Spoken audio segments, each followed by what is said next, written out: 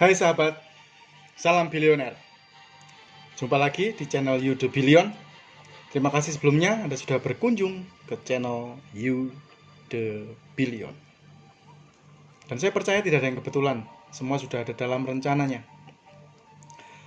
Dengan yakin dan percaya, You The Billion akan memberikan banyak inspirasi buat Anda yang akan mengubahkan cara Anda berpikir dan menambah pengetahuan tentunya Anda serta mengubah cara pandang Anda dalam menjalani kehidupan. Siapkan catatan Anda jika ada yang penting dan membuat Anda terinspirasi, segera catat dan aplikasikan dalam kehidupan Anda sehari-hari. Rahasia mencapai keberuntungan. Bakat dari lahir, karakter dibawa sampai mati. Bakat dibawa dari lahir, karakter dibawa sampai mati.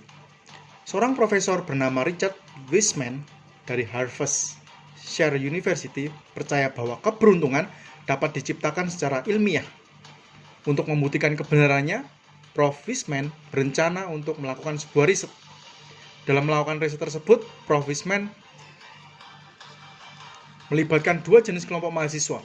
Kelompok yang pertama adalah kelompok mahasiswa yang merasa dirinya beruntung, dan kelompok yang kedua adalah kelompok mahasiswa yang merasa dirinya kurang beruntung. Dalam melakukan riset ini, sang profesor menggunakan alat bantu, yaitu sebuah majalah. Masing-masing kelompok diberikan majalah yang sama.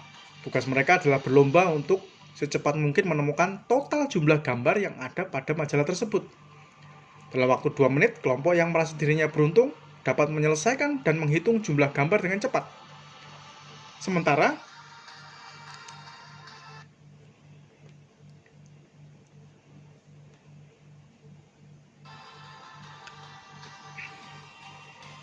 kelompok yang merasa dirinya sial butuh waktu yang lebih lama untuk menghitung jumlah gambar yang ada dalam majalah tersebut. Setelah selesai melakukan riset, Profesor Wiseman membocorkan apa yang dilakukannya terhadap majalah tersebut yang diberikan kepada dua kelompok tersebut.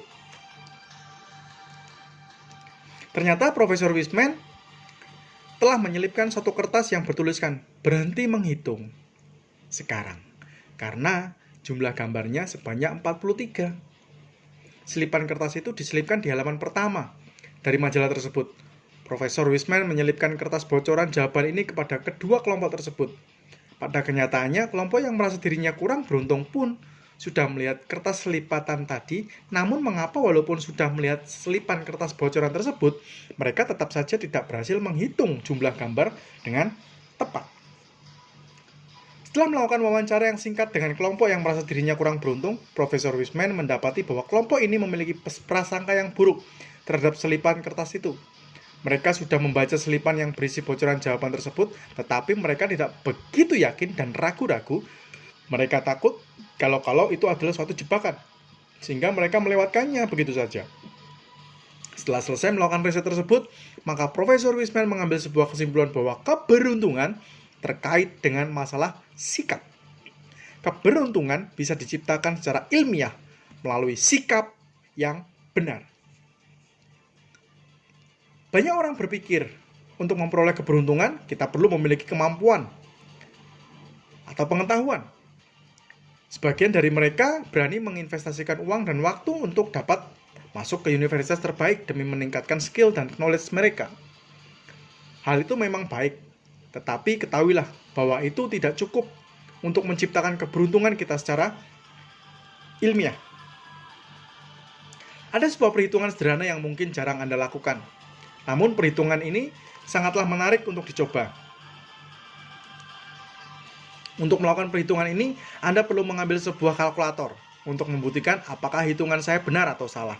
Silakan lihat bagian gambar berikut ini. A1, B2, C3, D4, E5, F6, G7, H8, I9, J10, K11, L12, M13, dan seterusnya sampai Z, yaitu 26. Baiklah, kita akan bermain sebentar. Aturan mainnya sangat sederhana. Saya akan memberikan sebuah kata dan menghitung total nilainya. Contohnya skill, yang terdiri atas huruf S-K-I-L-L. Jika kita melihat tabel di atas, S sama dengan 19, K 11, I 9, L 12. Ketika nilai semua huruf dijumlahkan, maka 19 tambah 11 tambah 9 tambah 12 tambah 12. Totalnya hanya 63.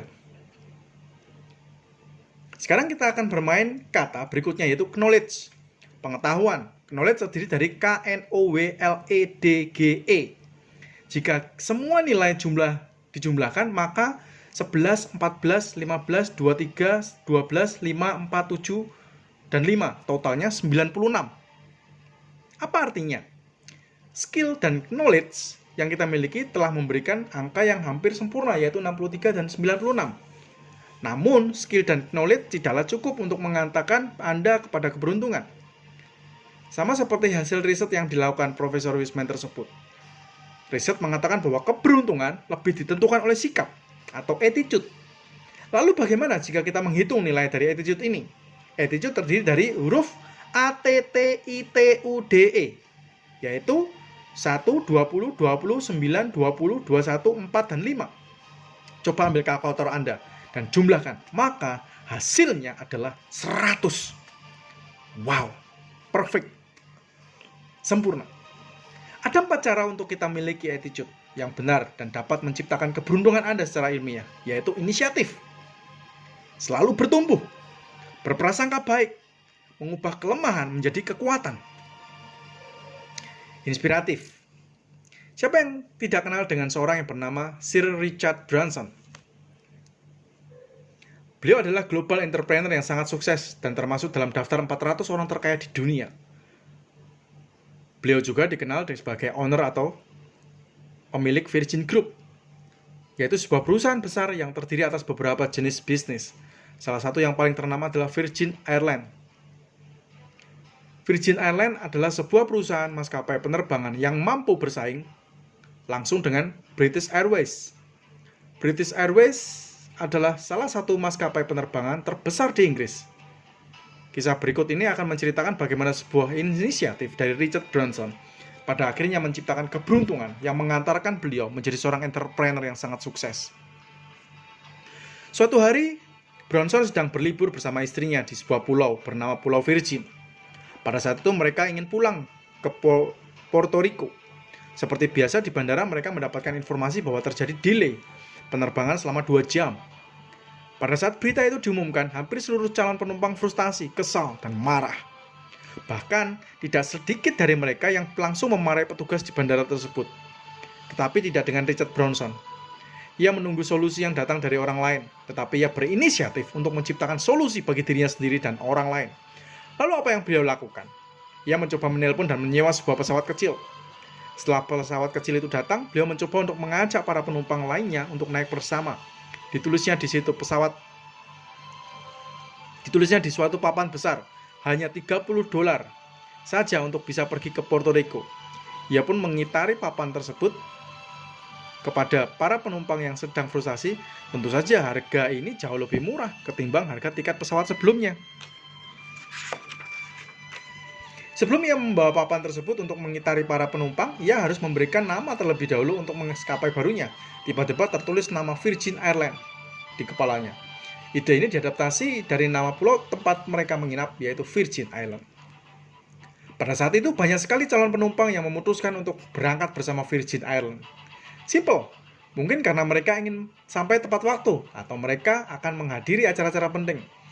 Pada saat di pesawat, Richard Branson tidak lagi fokus memikirkan janji temunya dengan rekannya di Puerto Rico. Ia lebih tertarik dengan bisnis penerbangan dan mulai menurun. Ternyata, bisnis maskapai penerbangan asik juga ya. Itulah cikal bakal dari terbentuknya sebuah perusahaan global, yaitu Virgin Airlines. Banyak orang mengatakan bahwa Richard Branson adalah orang yang beruntung. Sesungguhnya tidak sama sekali. Keberuntungan yang dicapai oleh Richard Branson dikarenakan dirinya memiliki inisiatif. Selalu bertumbuh.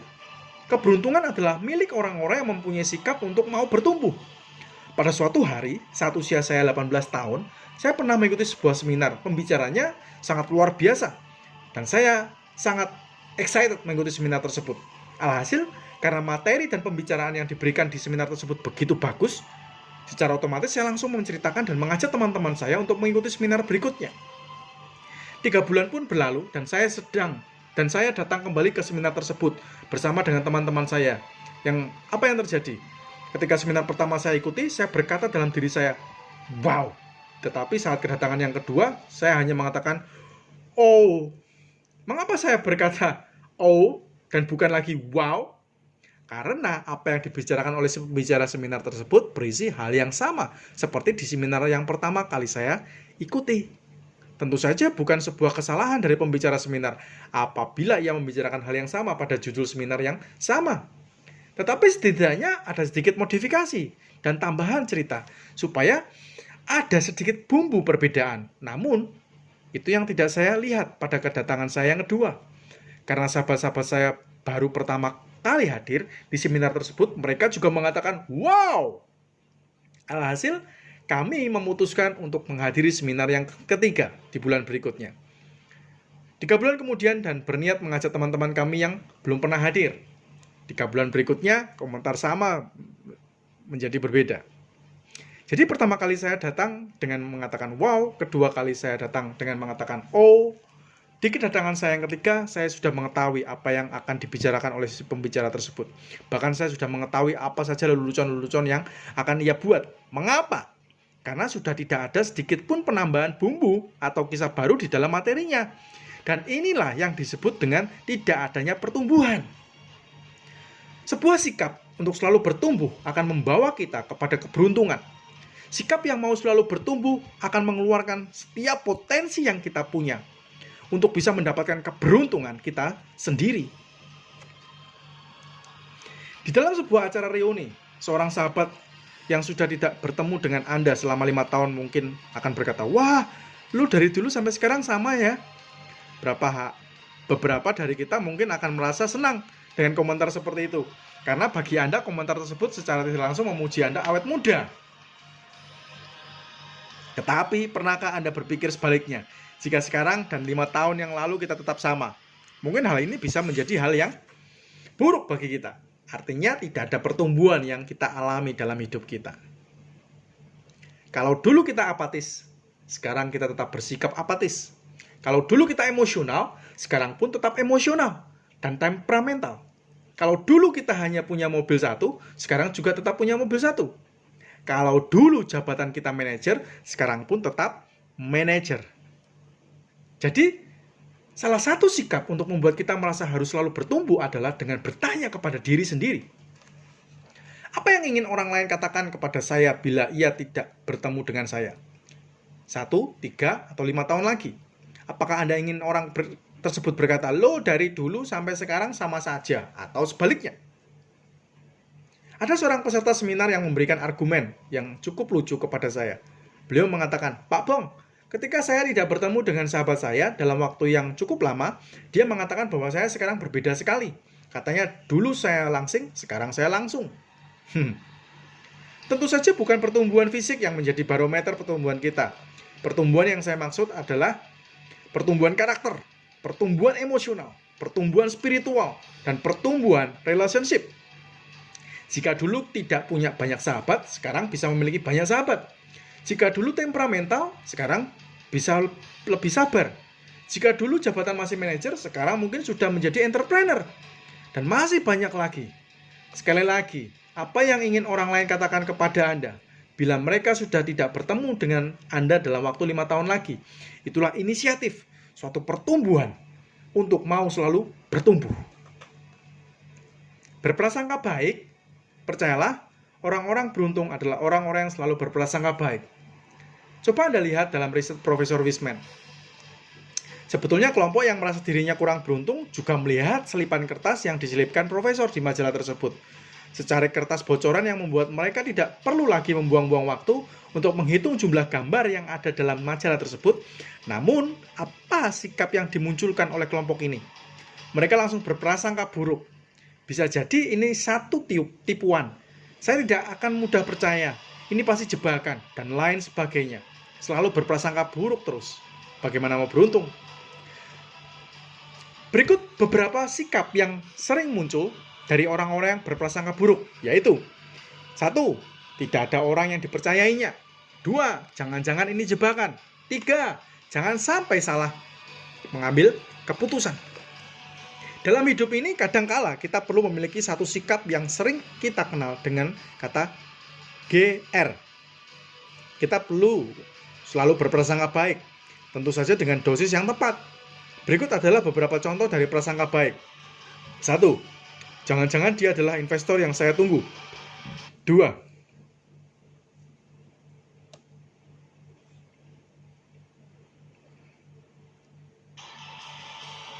Krisis kali ini pasti adalah peluang saya untuk bangkit.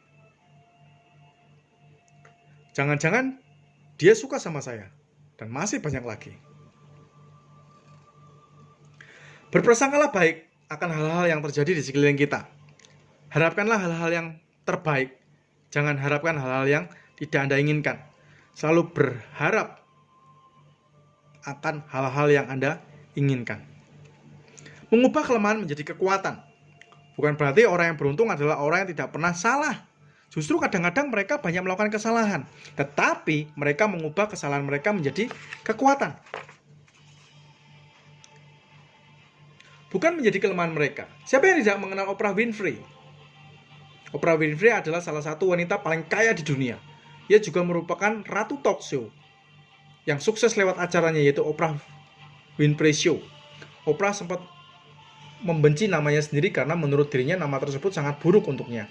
Bahkan di saat remaja, Oprah sempat mengalami trauma yang dalam karena pernah diperkosa oleh pamannya sendiri. Pada saat itu ia sangat terpuruk, down, putus asa. Tetapi Oprah mungkin tidak akan menjadi seperti saat ini bila ia tidak mengalami masa lalu yang kelam. Lewat masa lalunya yang kelam, Oprah telah membantu banyak wanita di seluruh dunia agar tidak mengalami nasib yang sama melalui acara Oprah Winfrey Show. Begitu banyak wanita yang teraniaya, baik di Afrika maupun di seluruh dunia, yang diangkat kembali harkat dan martabatnya oleh Oprah Winfrey. Mengapa? Karena ia terlebih dahulu merasakan apa yang dialami oleh wanita-wanita yang teraniaya. Akan sulit merasakan apa yang dirasakan wanita yang teraniaya apabila terlebih dahulu ia belum pernah merasakan rasanya dianiaya. Inilah yang membuat Oprah Winfrey menjadi sukses. Ia mengubah kesalahan, kelemahan, dan kegagalan menjadi sebuah kekuatan. Demikian juga dengan kertas memo kecil yang biasanya kita tempel di kulkas, di meja kerja, atau juga di layar komputer kita. Kita menyebut benda itu dengan sebutan post-it. Post-it adalah sebuah perusahaan memo yang sangat sukses. Tidak banyak yang mengetahui bahwa pada awalnya mereka melakukan kesalahan. Awalnya mereka berniat untuk membuat lem paling kuat di dunia. Kemudian mereka mencoba hasilnya. Ketika ditempelkan sebuah kertas, tebak apa yang terjadi? Ternyata lem tersebut bukanlah lem yang paling kuat di dunia, tetapi adalah lem yang paling lemah di dunia. Kenapa? Karena saat menguji lem tersebut pada selai kertas, dengan mudahnya kertas tersebut dilepas. Tetapi karena sudah terlanjur dibuat, alhasil digunakanlah kertas dan lem tersebut untuk ditempel di sekitar kulkas guna membantu mengingatkan hal-hal yang penting. Di dalam kemudian sang pemilik perusahaan menemukan ide cemerlang. Ia percaya bahwa orang lain juga sering melupakan hal-hal penting setiap hari. Dan itulah cikal bakal dari terbentuknya sebuah perusahaan bernama Post-it. Demikian juga dengan diri saya. Saya pernah kuliah di jurusan desain grafis di salah satu universitas swasta di Jakarta. Suatu hari saya sedang mengerjakan tugas untuk mata kuliah teori warna. Untuk tugas tersebut saya menggunakan cat poster dengan kuas berukuran mulai dari yang paling kecil, sedang sampai yang paling besar. Pada saat itu saya sering mendengarkan pernyataan dari banyak orang yang mengatakan bahwa orang yang kuliah di jurusan desain grafis tidak pernah mengalami mimpi buruk. Kenapa? Karena mereka tidak pernah tidur. Tugas-tugasnya baru bisa diselesaikan jika dikerjakan sampai subuh. Suatu ketika saya mengerjakan tugas kuliah saya dengan buku gambar, cat poster, dan kuas. Saya sudah mulai mengerjakannya dari sore hari, sekitar pukul 5, dan belum kunjung selesai. Saat jam sudah menunjukkan pukul 3 subuh, pada malam itu, saya hendak ke toilet. Kaki saya secara tidak sengaja menendang cat poster dan akhirnya tumpah di atas karya yang sudah saya kerjakan sejak sore tadi. Jujur, saat itu separuh jiwa saya pergi. Kuliah saya saat itu akan dimulai pukul 7.20 pagi. Sementara saat itu waktu menunjukkan pukul 3 pagi. Saya memutuskan untuk tidur dan kurang lebih pukul 6.30. Saya memutuskan untuk pergi ke rumah sahabat saya. Saya naik ke lantai 2 dan melakukan hal yang gila yang belum pernah saya lakukan sebelumnya. Saya percaya bahwa ilmu seni bukanlah ilmu pasti. Berbeda dengan matematika. Dalam matematika 2 tambah 2 sama dengan 4. Itu sudah pasti dan tidak dapat diprotes. Dalam ilmu seni, bila menurut kita karya yang kita buat ini bagus, tetapi menurut dosen karya yang kita buat ini jelek, maka nilai kita jelek. Sebaliknya, bila menurut kita karya yang kita buat ini jelek, tetapi menurut dosen karya yang kita buat ini bagus, maka jangan pernah mencoba untuk memprotes keputusannya. Tetap bagus, bukan? Saya pun meletakkan buku gambar saya di lantai 1 dan bergegas naik ke lantai 2 dengan membawa kuas dan cat poster saya. Apa yang saya lakukan saat itu? Yang saya lakukan adalah meneteskan cat poster dari lantai 2 ke lantai 1.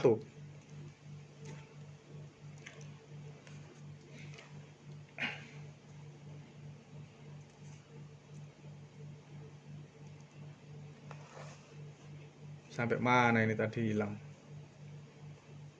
Kenapa saya melakukan hal itu? Karena karya saya sudah terlanjur berantakan.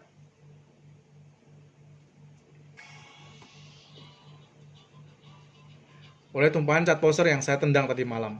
Sahabat, saya bertanya apa yang ingin saya gambar. Saya menjawab, saya mau membuat karya abstrak. Saya menjawab dengan gaya sok pintar. Teman saya bertanya, abstrak seperti apa? Saya menjawab, abstrak natural.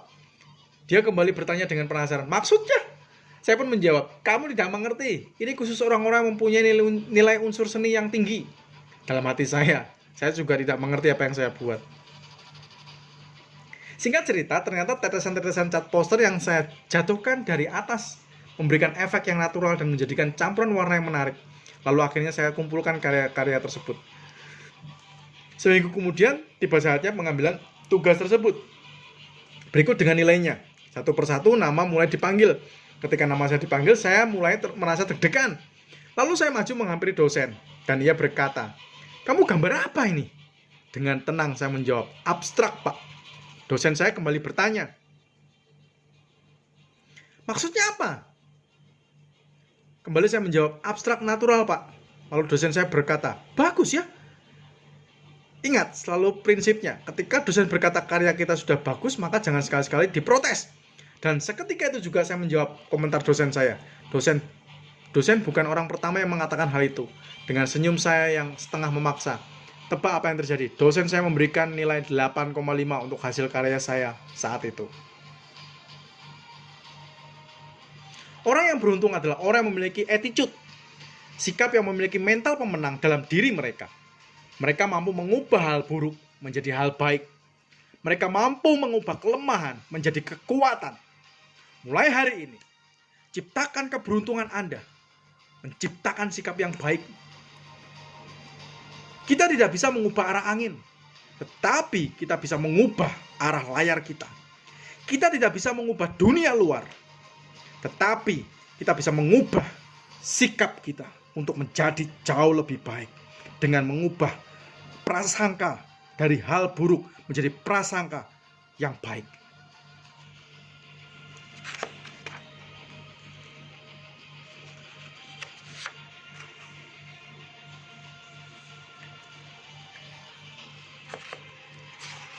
Sense of crisis. Sense of crisis.